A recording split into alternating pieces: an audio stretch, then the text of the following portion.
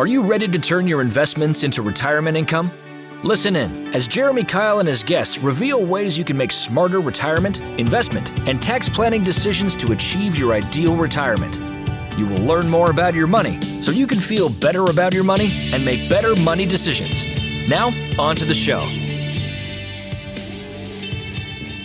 Welcome to Retirement Revealed. I'm your host, Jeremy Keil, and we're here to turn your retirement savings into a consistent income. Today, I'm joined by my producer, Eric Johnson. Eric, how are you two doing today? I'm doing great, Jeremy. Good to be back.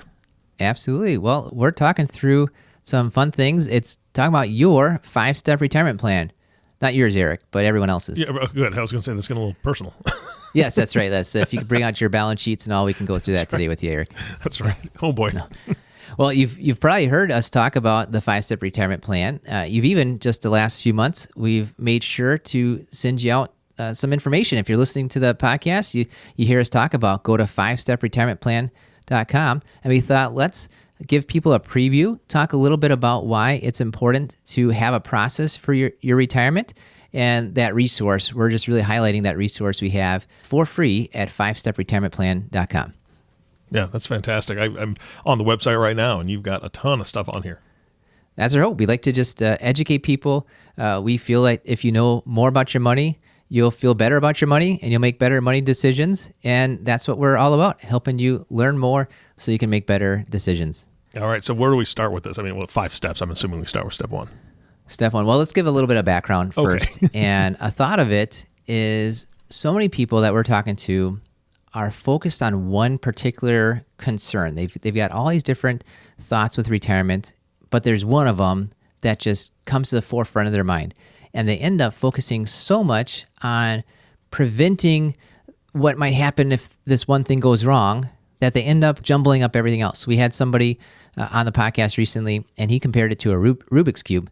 He said, hey, if you're smart enough and you spend enough time, you can probably solve like one side of the Rubik's Cube. But you look at the other 5 sides, they're completely messed up. They have all kinds of problems on there. And we were talking through with this on the idea of the Rubik's Cube, and it was a great example that he had. And it was funny because I said, well, actually, there's 6 big concerns that people have. They have inflation, low interest rates, tax laws changing, longevity, the market going up and down, and their health concerns.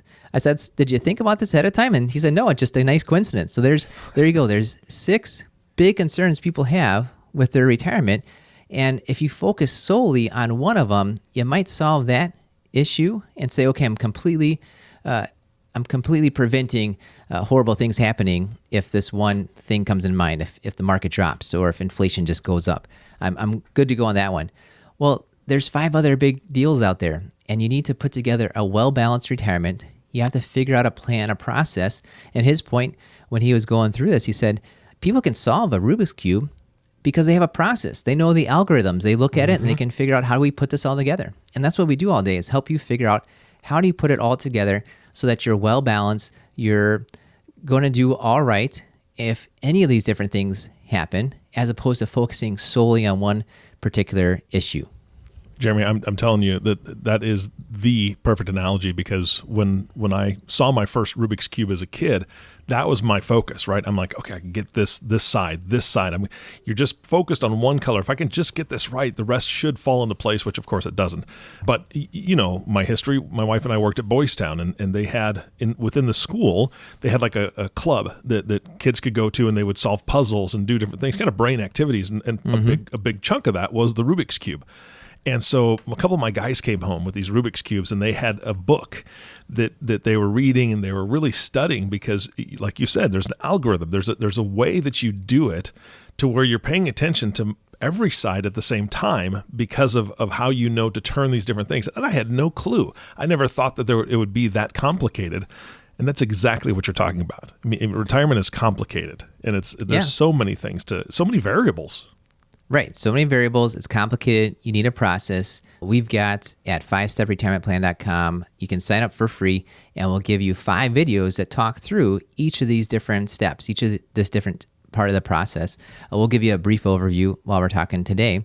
And the whole reason we came up with the process is that so many people walk in the door when they're talking about retirement, they feel like they've got the solution, and somehow the solution is involving their investments, involving the stock market. They feel like if they just had the right investments, if they had the right amount of dividends, they set things up the right way, then everything else is going to fall into place. And that's just not the case. Mainly because you cannot control the stock market. You can't beat the market. So many studies show that 6 people out of 1,000 beat the market. That's less than 1%. And yet everyone's trying to do that. So our encouragement is to try to catch the market. Your investment process is part of your 5-step retirement plan, but it's not the first part. It's not the only part. The only thing you can control when you can't control the market is your own decisions. And there's so many decisions that you get the opportunity to control, and learning what those decisions are is how we came up with the 5-step retirement process. So let's just talk about those. The 5 decisions, the 5 things you can control is how much you spend. And part of how much you spend is actually how much you pay in taxes. You get so much more control over your tax situation in retirement than you did beforehand.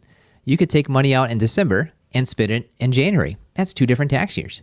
You can take money from your traditional account, your Roth account, your regular brokerage account, your savings account. Those are 4 different ways that pulling the same dollar amount out of your account will hit what taxes. And you get the choice on that. So you get a lot of control on how much you spend, and even part of that is when and how you pay those taxes. You also get control over your lifetime income decisions. Just about everyone is going to have Social Security as a decision. 8 different years, 12 different months in the year. You have 96 opportunities to decide when to take Social Security. And then what if there's 2 of you? Now you've got that same control and same opportunity with the other person. A lot of people still have pensions. You have a lot of control over when you take your pension. How do you take your pension? Is it a lump sum? Is it a monthly payout? What's your survivorship amount? Those are things you get a lot of control over. And what's so interesting, especially about those 2 decisions, any lifetime income decision, is you almost always get one shot at it where you cannot change it at all. And our encouragement, probably the number one reason why we are trying to help people and educate them on their retirement, is just that right there. That so many people make decisions on Social Security and pension without knowing the facts, without running the math. We encourage you to run the numbers before you make a big decision, and we would love to do that for you. That's a huge deal because you want to get it right. If you only have one shot at it, you probably want to get it right. That's a big deal. So that's the second part, is your lifetime income decisions. The third place you get control over is how much money you take out of the stock market. You don't have to have all your money in the stock market. And with the fourth place you get control over is how much risk you take in the market. You have no control over what the market does up or down, but you can control how much you're participating and how much risk you have in the stock market. That's the way you ought to approach your investments. And then you get to the fifth area you can control, which is what are the risks you are protecting against. So you can decide, and this is part of kind of that Rubik's Cube of, what happens if you live a long life? The longer you live, the more chance your money has to run out. What happens if your healthcare and health situations change and your health insurance costs go up? What happens if you have too short of a life and you've got a spouse that was relying on your pension and relying on your Social Security, and all of a sudden those monthly numbers change? Those are all big risks that you can plan for, kind of predict in a way, and just help protect against. Those are areas you get to control. Mm-hmm. Absolutely. So here we go. The 5-step retirement income process, trying to take control over your money. That's kind of our encouragement. We say control and protect your money. And actually, in a way, if you think of that term, control and protect your money, you want to control the things you can control and protect against the things you cannot control. So keep that in mind. So here they are, 5 steps in the 5-step retirement income process. The first one is spending. It's figuring out how much money you need and when do you need it. And most people think of retirement like, I need $1 million a day to retire. That's not really what you're solving for. Retirement is not solving for how do I get $1 million. It's solving for how do I have enough money every month. That's what you ought to think through and plan out, is how much money do I need every month. Sometimes it's a matter of how much money do you need. Other times it's a matter of how much money can I actually afford to get every month. And we'd encourage you to figure this out ahead of time. It's much nicer to know that, oh my goodness, I got to take a pay cut. I don't like it, but at least I knew this ahead of time and I can plan for it, compared to you retire and then figure out and say, wait a second, I don't have enough money every month.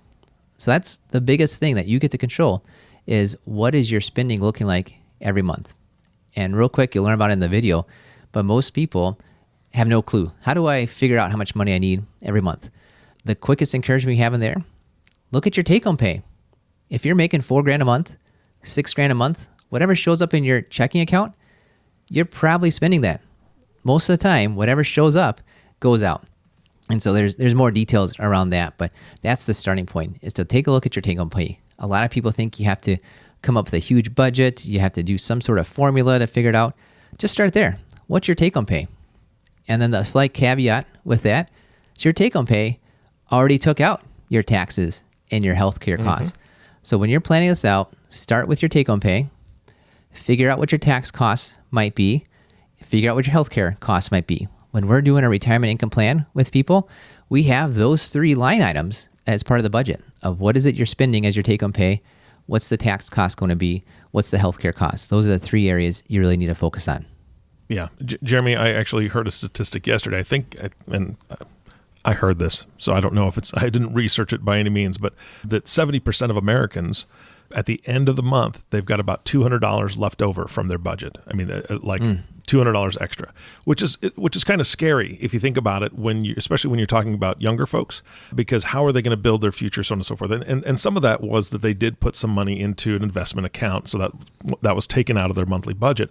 However, for somebody who is in retirement or trying to figure out that budget for retirement, I love the fact that you said, look at what your budget is now, because most likely you're spending that money. And that goes right along with that statistic, which is not a big deal as long as you're planning and you're controlling those things you're talking about. Because, if you know that you're spending that amount, then just plan for that amount.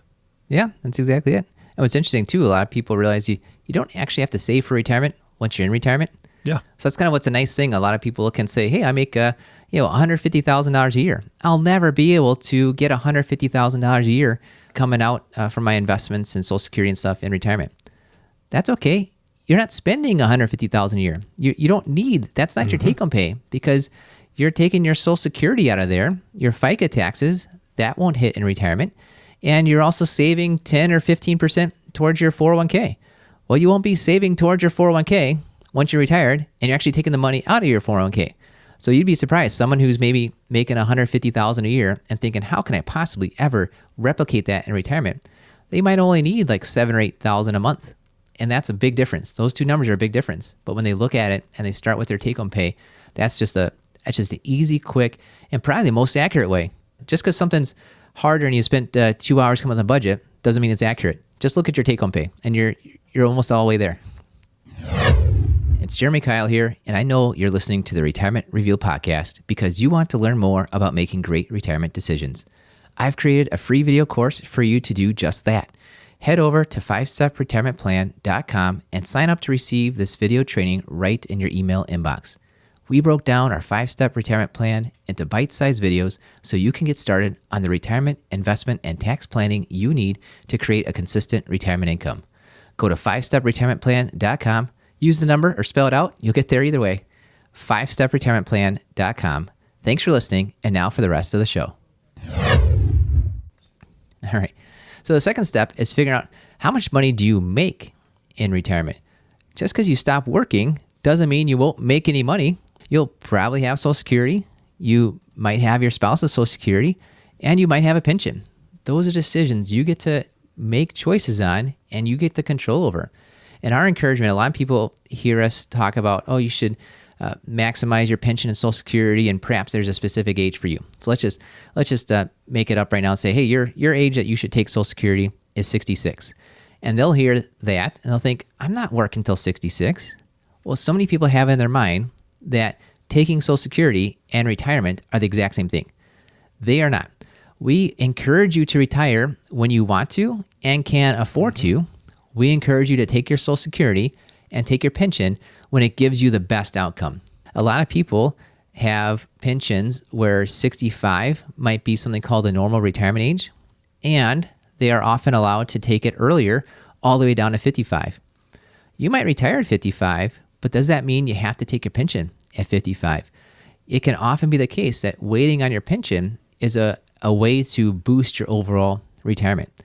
65 might be your normal retirement age for your pension. And sometimes even, you got to look into it and figure it out, but sometimes even you can wait beyond that normal retirement age. Just like with Social Security, you can wait beyond what they call normal retirement age, which is a term called full retirement age. And most people actually get that with Social Security, that you know you can wait and make decisions on your Social Security, but they don't quite get that with retirement, with your pension. And that's not universal. It's all based on what the pension plan is set up as, but you want to look into that and say, what are all my options? I want to figure out my options on if I could take it at 55 or all the way up to 65 or maybe even beyond that, and figure out what's the best time for you and compare it. Do I get 200 grand out of the lump sum pension amount, or do I get $500 a month? Like, you can compare these two, and we're doing that all the time. It's something that's so highly important, and we want you to be well aware that you can choose when to take your pension, when to take your Social Security, and planning that out ahead of time can make or break you tens of thousands, oftentimes hundreds of thousands of dollars. That's why it's so important. That's why it's the second step. It's before you do even touch your investments. It's figuring out when will you be maximizing your Social Security and maximizing what you can get out of your pension. All right. Now we're talking some investments. We're on to step 3. Except this is not investments yet, thinking of the stock market. This is investments like your interest rate money, your bank money. We say you need some money right now. And the market's up most of the time, but that's not all the time. But your bills come in all the time. All the time. Yeah, exactly. So you want to figure out how much money is going to be coming in or available for me on a monthly basis.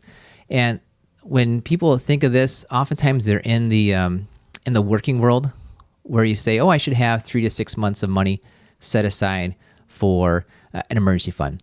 And that's 3 to 6 months like of your salary. So if you're making 10 grand a month, you'd say, oh, I need 30 grand to 60 grand set aside. Well, when we're thinking about this, how much short-term money do you need?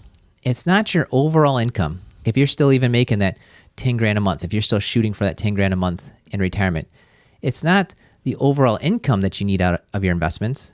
It's the difference between what you need and what you're making. If you need 10 grand a month and your pension and Social Security comes to 6 grand a month, that's only $4,000 a month you need out of your investments. So you got to think of what the different multipliers are here. And so it's that difference between what you need and what you're making. You got to take out that difference from your retirement accounts. And if you need that $4,000 a month, you want to rely on that for the next month or the next year or the next however many years you feel is your short term. So part of our planning, part of your planning when you're coming up with your retirement income plan, is to think through how much money do I need out of my investments and how long do I want to have this money set aside. You can't rely on the stock market for the money that's showing up next month or even next year. You can rely on money that's related to interest rates, which are mostly like bank accounts and interest rate type of accounts. And yet those accounts are low for interest rates, right? Because you know it's going to be there. Why would the bank pay you a lot of money? You know it's going to be there. It's going to be reliable. So you know it's a low interest rate, which kind of encourages people to maybe have more in the markets. But the whole point is, when you invest for the long term, it actually has to be long term. And the only way to have long-term money in retirement is to have some short-term money in retirement. So that's what you got to figure out, is how long is your short term? How many years? We like to think of this in terms of years, not dollar amount. How many years of your retirement withdrawals, the money you're planning to take out of your investments, how many years of that do you want to set aside into things that are not part of the stock market so you don't have to worry about it? That's what allows you to let the rest of your money still stay for the long term. So that was step 3. Time to move to step 4. Finally, we're talking about the fun stuff, right? Your investments, the stock market. Most people feel like that's where it all begins and that's the only place to look at. And that's just not the case, because you cannot control the stock market. You can control how much risk you take in the stock market. You can control if you diversify and have different stocks and different bonds. You can control if you rebalance. When the market's up, there's areas that you can pull out with a profit, and there's other areas you can go buy on sale because it's dropped down a little bit. That's the whole point of rebalancing, is you don't know if today's a market top or market bottom, but when things are out of alignment, when you said this is the level of risk I chose and I diversified and spread things out, that will almost instantly change. Like your percentages will move around because the 10 different areas you invested in will move around differently. And rebalancing on a periodic basis is what allows you to get it right more times than you get it wrong, where you're hopefully selling at the high point and buying at the low point. That's the fourth step. And you want to get there after you've done the other parts, because we have no idea how to invest your money for the long run if you don't know how much money you're going to be spending. And how you take your Social Security and pension will absolutely affect how you should set up your short-term and your long-term money, right? If you're waiting on your Social Security and your pension, you're probably relying more on your investments up front, which means you probably need more upfront safety money, more of the money you need right now. If you're taking your pension and your Social Security right away, you probably need less money from your investments up front. You need more money for later. And that's why you got to go through, how much am I spending? How have I maxed out? And how will I be taking care of and taking out the money that I'll be making from my lifetime income? And how much money will I set aside for right now? That's when you get to deal with what's left, which is how much money is left to invest for later. That makes sense. I mean, it goes right back to what you were talking about as far as being able to control what you can control. Yeah, that's exactly it. And we talk about all this in that video course. Love to have you check out. It's 5stepretirementplan.com. And I could end it right here, except I've only talked about 4 areas, right? And that's where most people end, because it's fun to think about how much money you're going to spend in retirement. It's fun to look at the investments and try to get it to the right point. It's not fun to think about all the things that could go wrong. What if you take your pension and Social Security and you happen to die too soon? You died sooner than you expected. What if you live a long life and your money perhaps starts running low?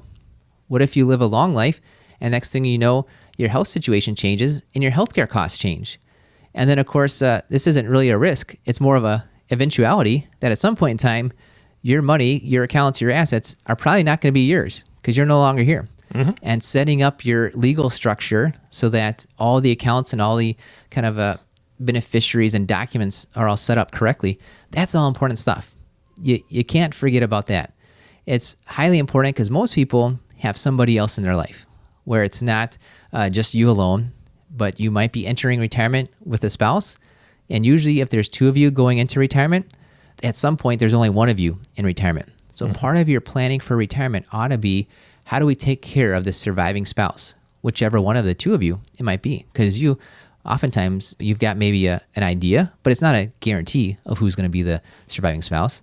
And then, what happens next when both of us are gone? How is that going to be set up well for your family? So you got to take care of and look at step 5, which is your legacy. How do you protect against the risks that are out there? How do you provide for your family? We'd encourage you to look at all 5 of those steps, whether you're planning on your own, you're planning with us, and look at it in that order, where it's highly important to make decisions. The decision in step 1 will inform what you need to do in step 2 and step 3 and step 4. So we'll just summarize these quick again. You can go to 5stepretirementplan.com and get access to that that video course, free video course. But it's figuring out what you're spending. How much do you need and when do you need it? Then it's, what are you going to make? How do you max out your monthly lifetime income? Then it's, what do you need right now in retirement? Where do you have your money that's set aside to pay your bills next month, next year? Then it's, what do you have set aside for later? How do you set up your growth investments for your future? And the 5th step of that retirement income process is your legacy. How do you protect against your risks and how do you provide for your family? That's the way to go about planning for your retirement. Yeah, and I think that if I can just add something here, one thing that I think surprises a lot of people, and you've already done a podcast on this, and so people can go back and find it and listen to it, that 5th step is that a lot of people still have this idea that if I set up a will, then they're going to do what I want done with my money. They're going to do what I want done with my last wishes, kind of thing. And it's very surprising that most people don't know that a will still goes through probate. And that can be a very expensive process and a long process and just kind of an emotionally painful process for a family to have to go through. And there's ways to avoid that. And you've talked about it before, but I think all those steps are important. But I think that number 5 is still kind of a surprise to most folks. They think they've got it taken care of with just a simple will, and it's just not. Yeah, I'm glad you brought that up. We'll make sure to link to that specific podcast where we brought on an estate planning attorney. And it's so interesting with the will that the will doesn't help out if no money gets there right? So many people have accounts with beneficiaries, transfers on death, and whatever's on file with the investment company is what happens. That's It it. has nothing to do with your will at that point in time. And then a lot of people say, well, the will will take care of it. And then they realize later on, the will did take care of it. It was just longer and more expensive than it could have been. And oftentimes a revocable living trust ends up being the solution. But hey, check out that podcast. We'll have a link to that with the estate planning attorney. A lot of people, that's actually one of the best ratings we've gotten out of our podcasts over time. We've done close to 100 podcasts. The most comments I've been getting have been around that estate planning. Say, hey, she broke it down in simple, easy to understand words. I get what I need to be looking at when I'm thinking of my estate planning. So we'll link to that. Perfect. Good. Well, thanks for coming on the show, Eric. It's been always a lot of fun with you. And thank you for listening to the Retirement Revealed podcast. We believe if you know more about your money, you will feel better about your money and you will make better money decisions. Thank you for listening to the Retirement Revealed podcast. Click on the subscribe button below to be notified when new episodes become available. Visit retirement-revealed.com to learn more. The information covered and posted represents the views and opinions of the guest and does not necessarily represent the views or opinions of Keil Financial Partners. Keil Financial Partners does not provide legal, accounting, or tax advice. Consult your attorney or tax professional. Representatives have general knowledge of the Social Security tenets. For complete details on your situation, contact the Social Security Administration. Keil Financial Partners is a part of the Thrivent Advisor Network, a registered investment advisor. The content has been made available for informational and educational purposes only. The content is not intended to be a substitute for professional investing advice. Always seek the advice of your financial advisor or other qualified financial service provider with any questions you may have regarding your investment planning.